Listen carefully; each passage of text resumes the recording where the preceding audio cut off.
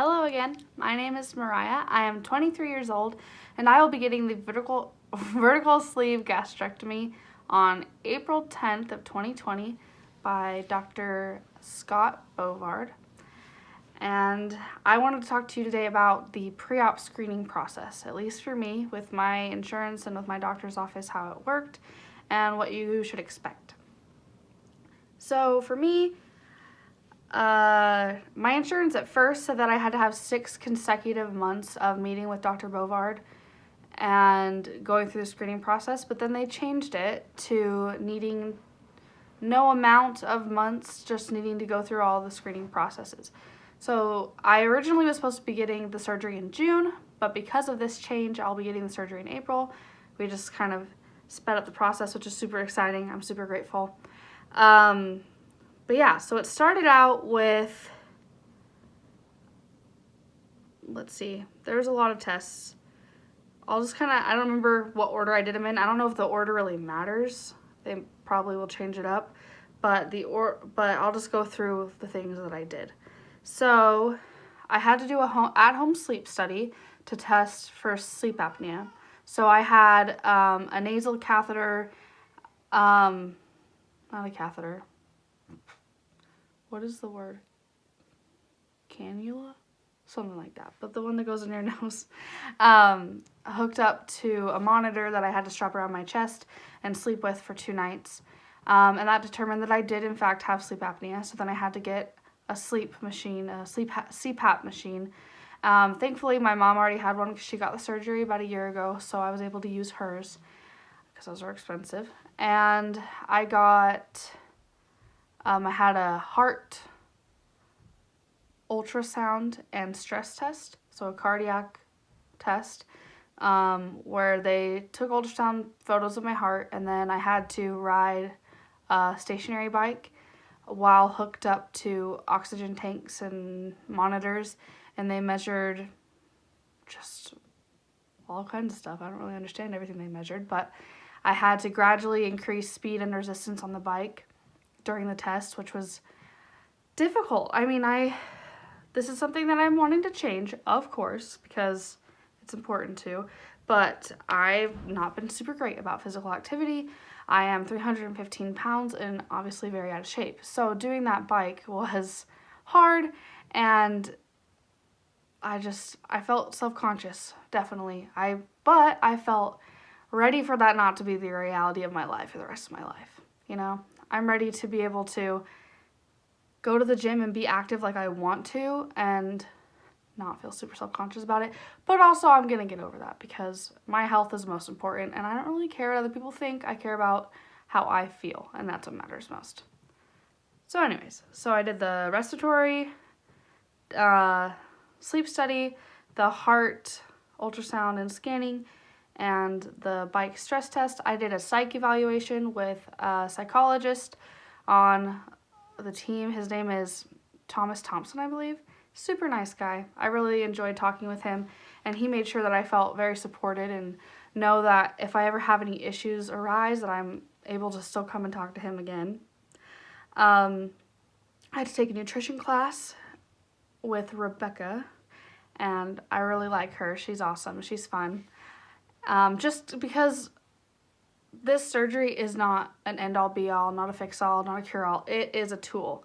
It is something that I need to utilize properly to be able to have it work.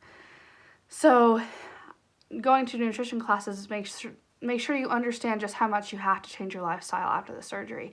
It's not like I can get the surgery and keep eating big portions and eating badly and not getting enough protein and blah, blah, blah, blah, and still lose weight. That's not going to happen.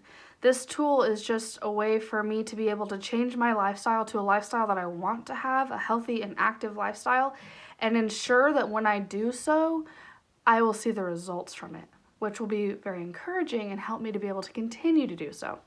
So, had to pass a nutrition class, had to do blood work.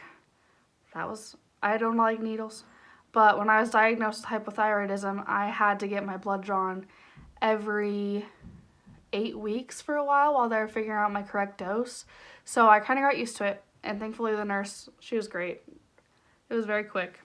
So I had to do that, and then I had to do a H. pylori test where they test for that, I believe it's a bacteria, in your GI tract. So you drink this like really weird Sour Patch Kids flavored, not flavored, but like very sour, very tart drink, and breathe into these little packets, and that was kind of interesting. And then, oh, I had to do a upper GI scan, where you have to fast before, and